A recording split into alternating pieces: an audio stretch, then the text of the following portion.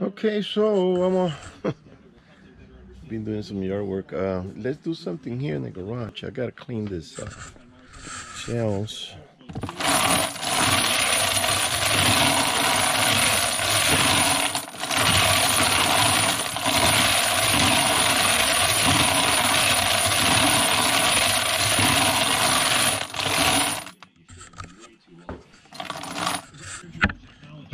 Jeez. Okay, that's my little bucket. Okay, let's get this. I'll steal some rice in here. And oh, I didn't show my gun rice that I don't have a place to put it. So now I'm switching it from one place to another. So I put it together the other day. I haven't used it yet. So let's put that there.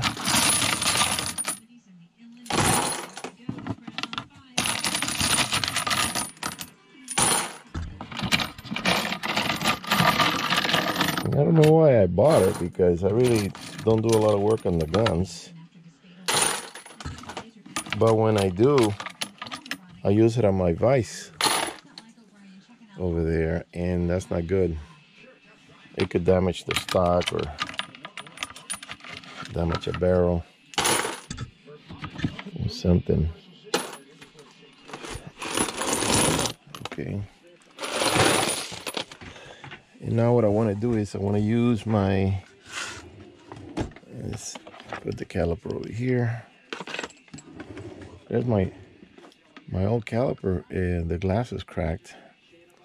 And I don't know if, I mean, the nail doesn't really catch. You feel it. So I've been using it, but I saw the one with the digital. I said, let me check it out. Okay, so what do we got here? We got 270s over here. Let's get the red with the 308.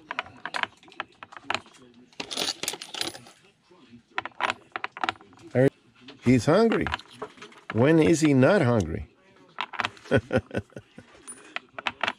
He's this dog, we actually registered his name as Talker, because it's part of the name, Talker. Because man, that dog, when he wants to eat, he lets you know. He go "Rrr, rrr," and then to mess with him, we go, what do you want? You want food? We don't say food. We will say ding ding. We say ding ding, and the minute he hears that, he goes. Rrr. He is a character. I love him to death. He is the sweetest thing. The other one is quiet. The other one doesn't really say much. He just gives you the little beady eyes. So went through the cleaning stage, even though they some of these shells are not exactly brassy looking. They're there's some that has some kind of, see that, got some crap at the end. It's like the burn from the explosion when they go off. And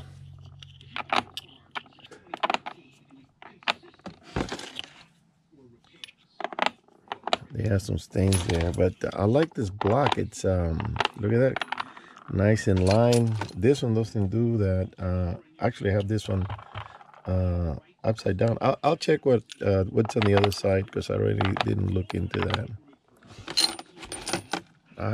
I knew I kept seeing a bullet. This is loaded, and it's a 270. Yeah, it's loaded. So let's put that here with the other ones. I kept saying, did I see a bullet? Every time I look at the tumbler, and the thing is rolling around. It won't do anything. It'll oh, look at that, what a coincidence. Exactly the amount needed. So let's put this here, put it there for now. Look at that, it's got a piece of rice in there. I put him here and I punch him out. Watch. You're gonna see a little piece of grain of rice come out.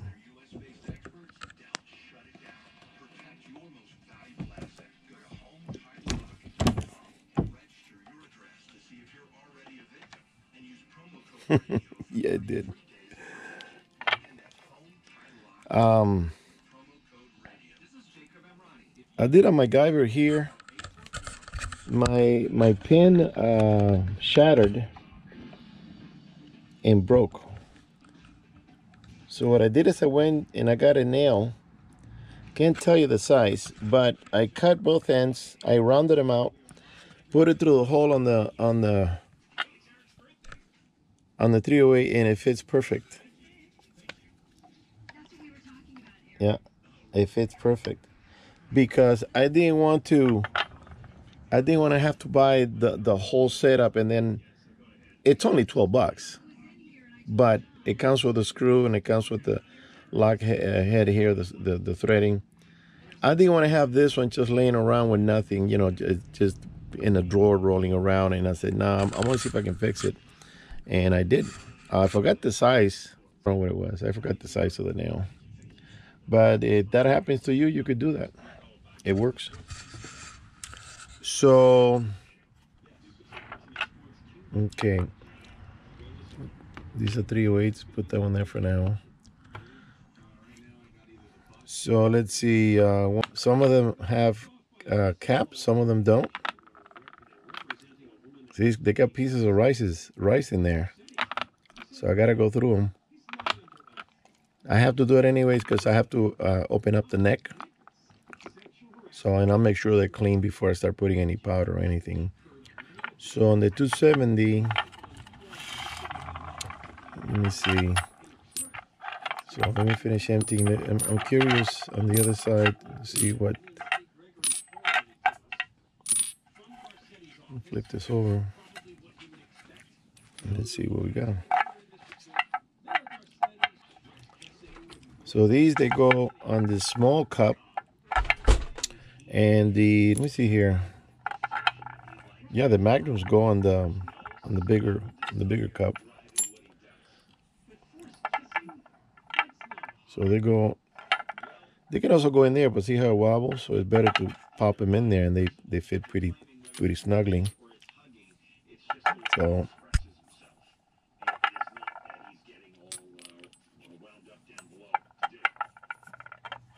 oh, and I got my batch of cigars. I'll show you guys. Okay, this one has they got a piece of rice.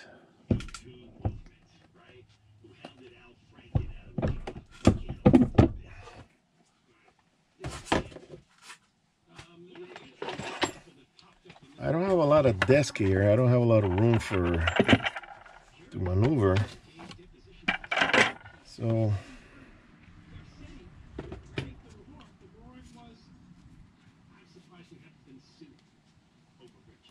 I don't think I've ever done a reloading video, and I don't know if I am. I'm just gonna clean these shells right now because reloading is slow and tedious, and I don't think people really want to sit through that. Because I don't use this chuck. I don't use that. Basically it's for handgun, but for rifle I go one by one. If people, oh, I have powder in it. Okay, I gotta clean that up. But because it looks like it's empty, that's something a little bit in there. So the people, when they put their primer on it, they put the tray on there and they go boom, boom, boom, boom, boom, and they load everything. But I don't do that for rifle. Rifle, I do everything one by one, and I do it directly from the scale. And that's why it's slow and tedious, because I make sure that the scale is on the money. I want exact measurements of powder. That's how I can guarantee an accurate shot. And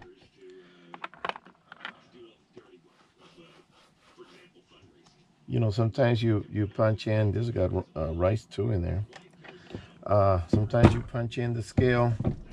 You put in the scale your weight and all that, and then it doesn't give you the exact amount of powder. Then you gotta take off a little bit, and you gotta use the trickler. And I got tired of that, man. What I do is I have my electronic powder dispenser, and that thing is so accurate that to test the accuracy, what I did once, I got this this match, put it on the scale, gave me a number, grabbed it, lit it, blew it out, put it back in, it gave me a different number. So it really, really measures, I mean, precisely. You put a little grain, one little grain, a little speck, and it will tell you. That's how precise that is. The little scale with the balancer, I still got it. I think I might sell it. But that scale, the good thing about that scale is that you can go, let's say you want to do some reloading in the field. You know, you're camping and you want to do something like that, and you want to pass the time. Yeah, okay, you can use that and reload that way if you're only gonna do 20 or something. But if you got like this that I got 100, you know, I got 50, you know, it's gonna take it's gonna be tedious. So it's better to have something a little more precise and electronic. And that's what I bought. I bought the scale with the dispenser. Pretty happy with it. It works pretty good.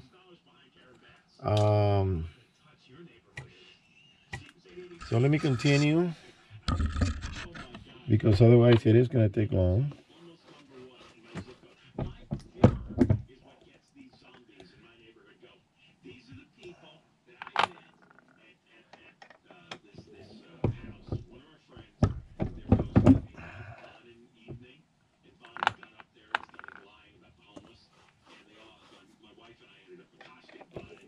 And these already been through this press, because obviously if they don't have the primer, if the primer is removed, it's because I already ran it through it. But now that there's pieces of rice getting in there, I want to make sure that I got nothing stuck inside. See this one? I don't know if you can tell. That one's got a little piece of rice in there.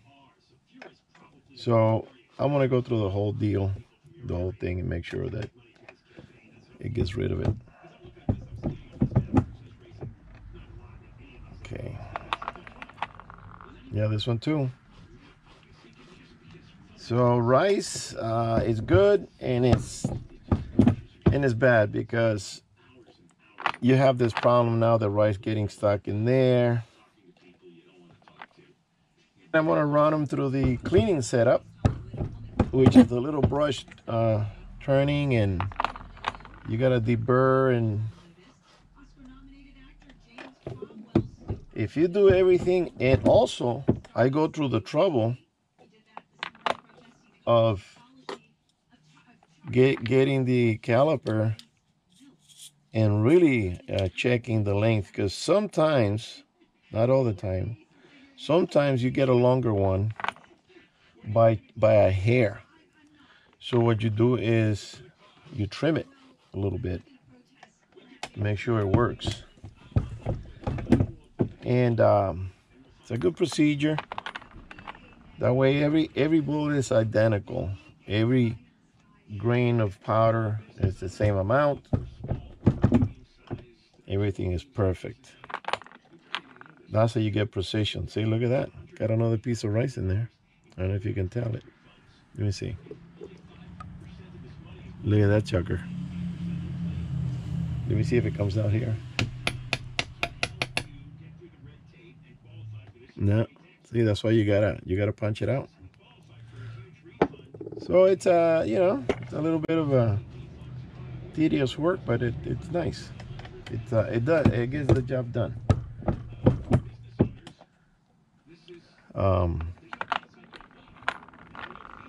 Yeah, usually, yeah, this one the same. Well, I'm using long rice, I'm using long rice. How come it's getting stuck that way? Another one. Bolt like that. All right, let me.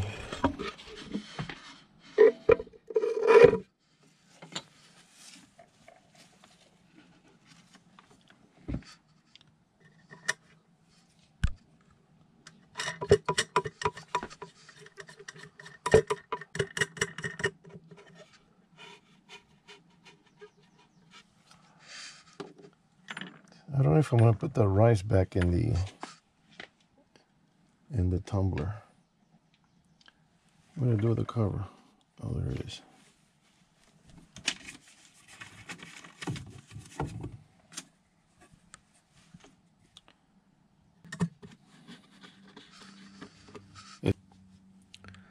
Let's go to the office.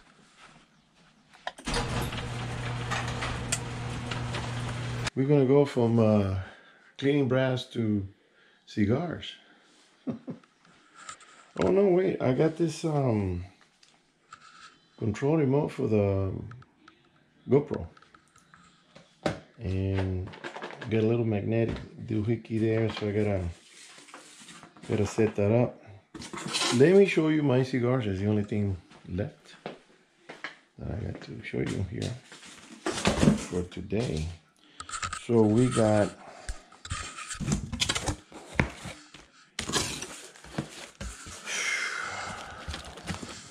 these are short. These are about a half-hour cigar, and that's what I like to smoke. I don't like to smoke a 1 hour. So these are the Hoyo of Monterrey. This is one that I've never tried. These are the H. Upmann. I've tried those, but look at how long they are. They're very good cigars. I like them. These are the Cuban Bolivars. Very good cigars. I've had these. These are replicas. It says Republic of Cuba, 1958.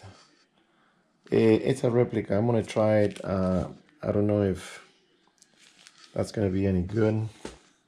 Usually replicas are not the best. And I don't know why, but they sent me a whole bundle of the JR. Let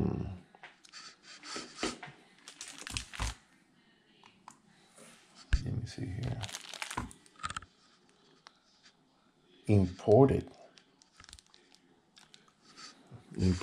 So I gotta put this in my. Small humidor. And I bought another lighter. I gotta put fuel in there. It doesn't come with it. See how that works. So that's it for now. Got another box to throw away. Let me put you down in this handle here. And you can see. So what's in here? Let's see. Because I bought some things and I don't remember exactly. I know that I asked for the remote control, GoPro, and this little doohickey here. Let's see what this is. This is the charger.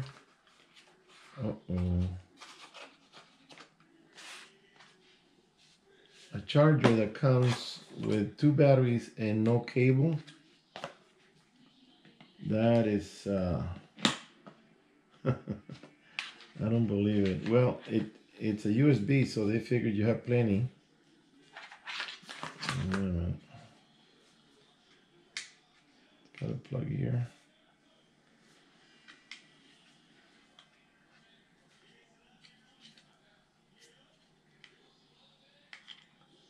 Oh, here we go. Okay, I spoke too soon. There's the cable. Jesus Christ, look at this thing. It's wrapped around the box. Wow. That's a new one. Okay, so, well, that makes it compact, you know. So you wrap it around, stick it down, and pop it in. So we do have a charger with, and I'm going to keep it in the box because right now I need to find a little pouch for that. Okay, so that came in. Now this is supposed to be a magnetic deal that I asked for the GoPro, so I can stick it on the vehicle. And because I don't trust those suction cups one. Look at this fancy box. So this thing has a string. You can tie the GoPro, and it has the where you hook the base of the GoPro goes here. Let me put this on. And the base of the GoPro goes there. You lock it in, and this base is supposed to be magnetic. Let's see, what do I have here that's steel? This is stainless. Oh, I thought it was stainless. So it does stick pretty good. Wow. So it's got a magnet. Okay, it's got 4 magnets, one in each corner, rounded corner. So you stick this anywhere that's metal on your camper. If the camper is, I think the camper has tin, and tin is metal, but I'm not sure if it's going to be that sticky. And you can put this on the roof of the vehicle or the truck or the back or whatever on the bumper, and it'll hold it really tight with a GoPro. And then from the car, from your inside the vehicle, you can just turn on the GoPro, turn it on, turn it off, and I think it has also a timer. It's got all kinds of. And I just found this by coincidence. I wasn't really looking for this, because I would always wonder, how is it that these people have these GoPro attached to the vehicle, and they're using the suction cup that I don't trust that too much. And they would record and stop recording whenever they wanted to, and I'm thinking, how do they do that? And I think they have a phone app. And I'm saying I think because I haven't really looked into this. Okay, this one comes with a little charging cable or a power cable that looks very funny. Oh my God, does it look funny? It has this thing, and that goes there, right there. So it doesn't plug in. It kind of. Let me take this off. What? Oh, it has a little magnet. Look at that. That's a charging. Okay. And it also has a wristband, so you can attach it. You can have it here, and you can go on, off, whatever the functions are.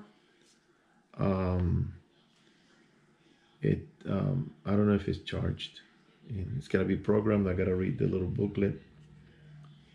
So let's see how that works. And this is called in case you guys are interested, the Telesyn remote control for GoPro. Model T02 for GoPro camera, it says down here. Okay. I'm not going to have time to read on this right now, so I'm going to put it back on, back here. And I like the little connector.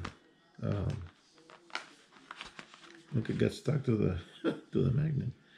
So that's what I got now to do outdoors, out of the truck. Because sometimes I'm doing video and all I do is I'm showing my face.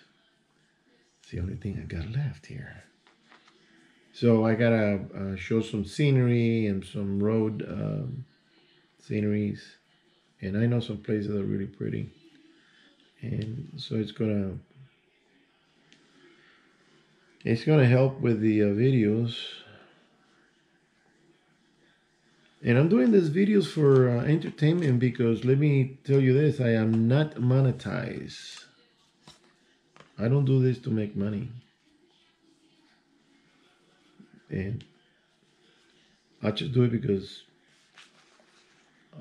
I found a way of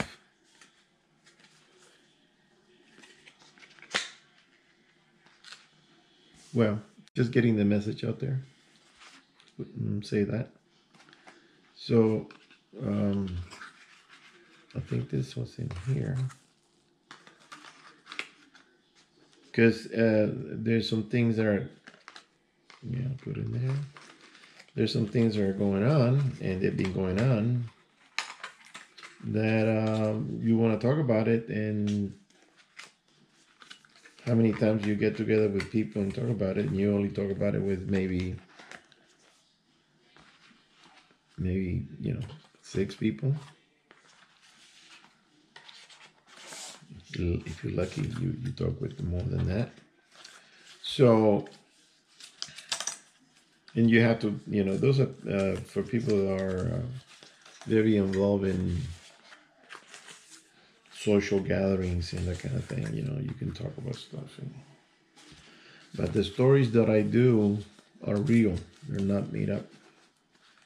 And some people, there was a guy in Montana that he asked me permission to, I don't know why he needed my permission, because once you put it in public, it's in public. But he wanted he wanted to know if I gave him the permission to tell people what I was saying, And I said, yeah, go ahead. If you don't like something, you gotta talk, you gotta tell, you gotta say.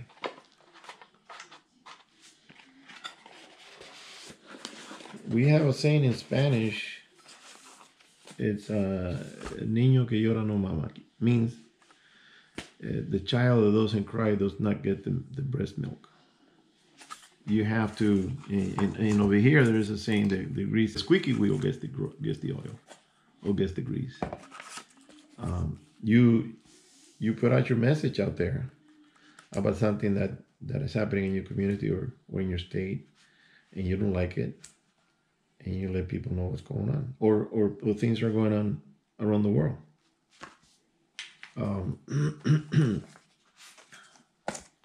I just saw another. I saved it. I had it. I recorded it a few months ago, and then I'm trying to clean my memory card on the TV because it's getting packed. And I saw a video again about the nature and what they're doing in Brazil and in some places like Indonesia and stuff like that. They're cutting down the jungle for those ancient trees. They're cutting them down for palm oil and some other stuff. So it's the animals having less and less habitat. And I'm not a nature fanatic or anything. I just like nature itself. I think nature should be protected. I mean, why are you going to knock? Pretty soon we're not going to have nothing left. You cut down a certain region and you leave the rest alone. And it's worrisome that not even the monkeys have a tree to climb. Those animals are here for a purpose, and the purpose is, in my opinion, to beautify the planet. To you see something like they showed this monkey I've never seen before, a little monkey with a little brown and purple and beautiful coat, short coat. He was standing up and just looking at you like, very curious. If we're gonna get rid of all those animals, it's gonna be a very boring planet. It's not gonna have any wonder, any mystery. It's not gonna have anything that would be fun to look at. You don't have to. Those animals are not for eating. Although some natives, if you're hungry, you'll eat anything, but. Those animals are not really for eating, I don't think. They're just here for humanity to have something to admire, something to wonder, something to investigate, but not something to kill and wipe out. I don't think so. And that's something that really bothers me. It really bothers me. I don't, you probably say, hey, yeah, but you're a hunter. Yeah, I'm a hunter, but I'm the type of, I'm not the hunter that shoots everything that moves. I pick and choose what I wanna shoot, and I shoot it with the purpose of eating because I don't kill something that I won't eat. There's a lot of stuff that I won't eat, so I don't need to kill it. Why am I gonna kill it? Why am I gonna kill a pretty squirrel that is bouncing around the trees and or a beautiful bear or anything like that? Because you want that coat on the floor in your house? No. I'm a I'm not gonna call it a selective hunter. I am more like a sentimental hunter. And I'll explain why. I was at this spot that I went in deep and I found this burnt tree and the roots were up like this and the tree is over here. I sat down right behind those burnt roots. It was a big, looked like a side umbrella. And I just sat there and it was good camel. And I froze. I become a rock. And two deers pop up. They were young. And they were playing. They were actually playing around. And I just sat there with my gun in my hands. And I'm looking at this. And I said, I can't kill those animals. I can't. They were beautiful. They were young. They had fork. They had four. They weren't forkies short. They were legal, but they have more to grow. They have more to grow. And I said to myself, do I really need the meat? Do I really need to shoot one or some people will shoot both if they can get away with it? And I didn't. I let them pass. Um, I just didn't want to kill them because I'm a trophy hunter. If I see a deer, a good sized buck that lived his life, had his offsprings, you can tell he's been around. He's a burly and thick neck, and he's gonna die within a year or two of his because they only last, I think it's 8 years. Natural length of life, I think, is 8, maybe 9 years, no more than that. So if you see one, and if I see one, and I see him in that condition, that he's old, you can see his facial, he doesn't have that young, fresh look, So I will take a shot at him, but I'm not gonna shoot a young pup a young cub that is having fun with his buddy. I as soon as I saw that, I thought of my dogs. They bounce around like two ponies, stallions, and they were doing kind of thing like that. They were just fucking around. And I said, no, I'm not gonna do that. And I didn't shoot him. That's the kind of hunter I am. One time I was sitting under this big ponderosa pine, and this beautiful gray squirrel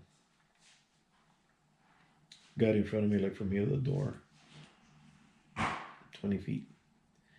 And he was going, push, and then look around. But like I said, when I sit, I don't move, and I become a rock, and I'm all camouflage.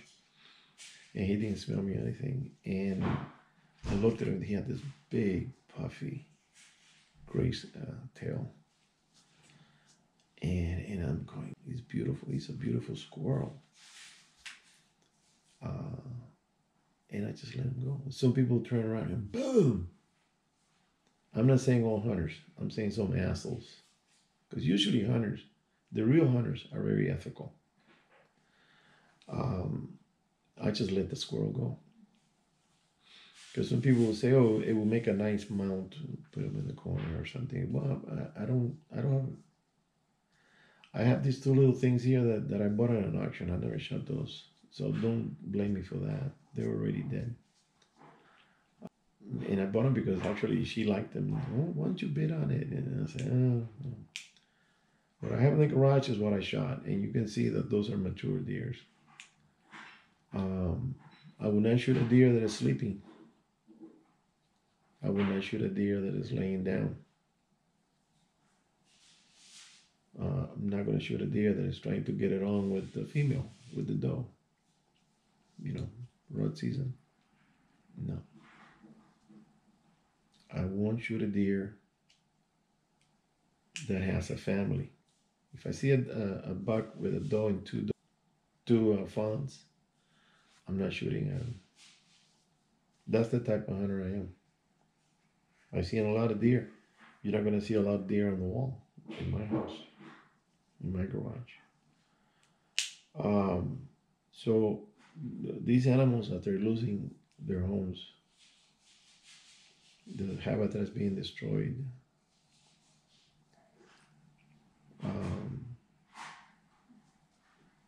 It breaks my heart. It really does. Don't like it. I don't like it. So yeah. All right, guys. I'm gonna let you go, and I'm gonna put this stuff away, and we'll see you on the next one. All right. Thanks.